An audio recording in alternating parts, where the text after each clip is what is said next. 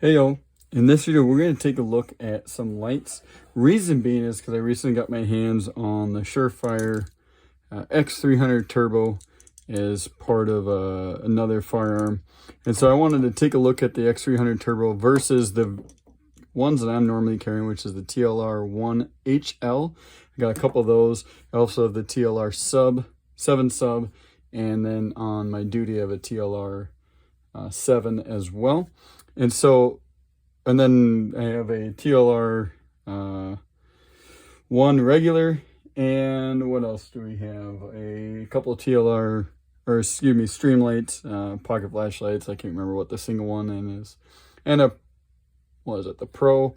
So nonetheless, I run a lot of Streamlights, but I got my hands on a Surefire. So this is the very first Surefire that I've ever had. In my house, I would assume. I normally don't use Surefire lights.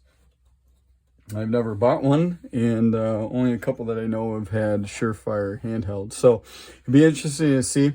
Again, I run the TLR-1 HL on everything that I personally buy lights for, except for the single stack. And then the light that's been issued to me is the TLR 7. So with those, you know, the lights, pretty easy. You just kind of swipe it, push it down, turns on and off. Of course, I have it so it won't activate. There we go. On, off, on, off. If you hold, stays on and it comes off. So that is the 7. It's kind of momentary switch. It's a little bit smarter. The TLR 1s, HLs, and the regular one, if you have the switch style instead of the pressure switch version, tail cap, it's just on, off, or if you click it, one up, there you go. If you push it down, it goes on, off. You push it up, it stays on, so bottom's momentary on, up is actually on, and if you blink it and then click it up, it will stay strobe. So I like that one because when you're go on the gun and you decide to use your trigger finger, turn it on, good to go. So for instance, this one, good to go, on point, or you can shut off with your thumb, or you can hold it down with your thumb and thumb to identify target. So I like that one a lot. Get into the Surefire. So this Surefire is, again, on. This one is either way you push it, it's on. Not momentary, it's just on. And for some, that would be really nice because it doesn't matter if you hit it with this side, you know, if your thumb chasing thumb, and we can even show that on a firearm. So if you are, one thing that are nice about these lights, they're pretty quick to swap on and off. So if you're activating it, you can push, oh, of course, let's probably put it on, clamp it on a little bit. Pretty quick change out. But if you are thumb chasing thumb, you can push it down, or you can use your finger side to push it down, which is nice. That it's just a little bit harder for me. These are a little bit stiffer, and it could just be the light being pretty new, and they're a little bit more. Can I say it's more streamlined, so it's probably smoother for just carrying, but it's a little bit more pain in the butt to activate for me. Again, that's personal preference, and I don't know if these paddles change. But one thing that is nice, again, this is that Safariland holster. It's been in some videos. Doesn't matter which light you got on it. Good to go. You got that one, and it's in there. Good locked up. And if you decide to have the different light, and this is the X300 Turbo, if you decide to have the Streamlight instead, let's get this one off and put my Glock one on. So that's one thing that's nice. You can change out the pads. This one is set up for my CZ Shadow. This one is, as you can see, has lots of use underneath my Glock. That's one thing that's interesting about lights. When they get shot a lot, I mean, look how dirty that gets because it sticks out. I like the big lights. I don't like the teeny lights. This one's a lot smaller. I like the big light. So again, taking that, no problem going in. Doesn't matter which light you have on there. So pretty cool. That's why I like it. But let's see about just lumens. What is there much different? So there's the 7, or excuse me, this is the TLR-1 HL. And I don't know if we'll be able to capture it on camera. And then here's the X300 Turbo. So you kind of see the light pattern. So let's put them at the same. It looks like the turbo is definitely brighter. And if you look at the light beam, it's crisper. This one here, the TLR-1 HL, the light pattern isn't as defined. And like the burst almost doesn't have that nice crisp middle.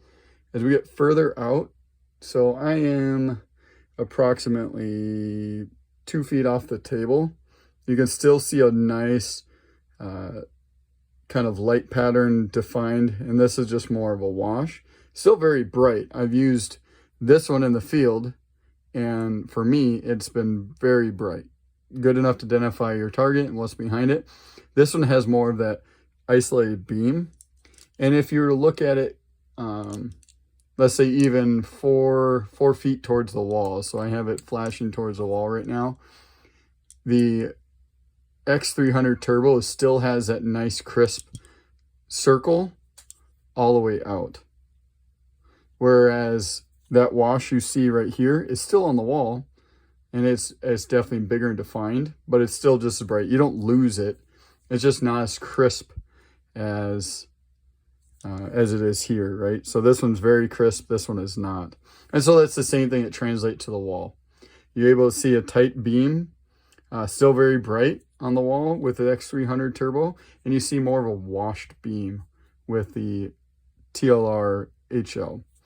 Now, of course, with the 7 sub, you're not getting either one of those very well. So if you look at that light, it's very washed out. Let me turn off the Surefire there. It is definitely very washed out compared to the HL. So that 7 it's great for identifying targets, and it's definitely a step up from incandescent bulbs and the mag lights we used to carry. But it is definitely not to the level of the bigger full-size lights like the TLR-1 HL. Now for bulbs, or excuse me, lights in what batteries are taking, it looks like it's taking the exact same battery as the 7, well, the 7 also takes one of these, and so these take 2.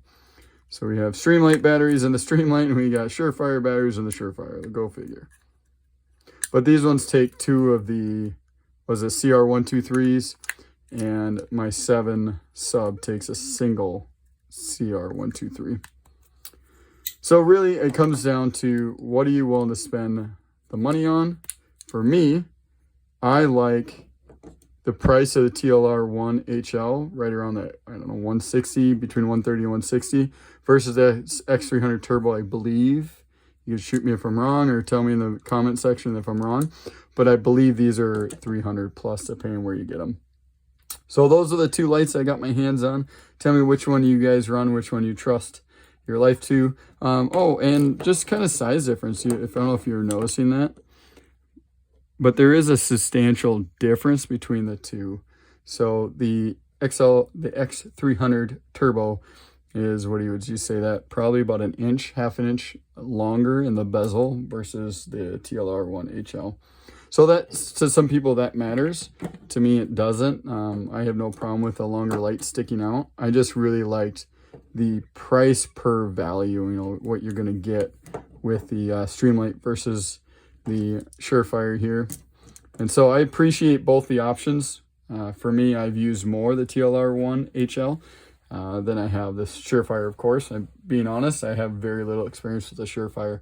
Some of you guys have more, and so why don't you share in the comments which one you go with and which one you've found that you like, and if you had any issues with them, because I believe that's always a positive thing. I've had a friend say that he had one of these issued for, I can't remember if it was just over 10 years or so, and the back of the battery compartment here, the switch broke off finally, and Streamlight sent him a new one, and it worked.